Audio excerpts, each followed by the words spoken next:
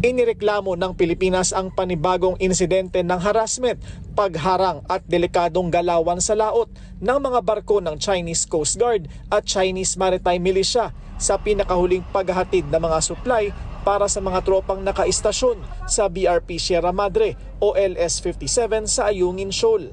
Ayon sa National Task Force West Philippine Sea, binugahan ng tubig ng barko ng China ang sibilyang supply vessel ng Pilipinas na ML Kalayaan para umano pilitin itong mag-iba ng direksyon, pero nabigo ito. Patuloy umanong hinaras at nilapitan ng mga bangka ng Chinese Coast Guard ang mga supply boat ng Pilipinas sa loob ng Ayungin Shoal habang papalapit sa BRP Sierra Madre. Sa kabila nito, narating din ng mga supply boat ng Pilipinas ang BRP Sierra Madre. Mariing sinabihan ng Pilipinas ang China na dapat na agad umalis ang mga barko nito sa Ayungin Shoal. Muling kinondena ng Pilipinas ang mga mapanganib na maniobrang ginagawa ng mga barko ng China sa lehitimong rotation at resupply mission sa Ayungin Shoal na naglagay sa alanganin sa buhay ng mga Pilipino.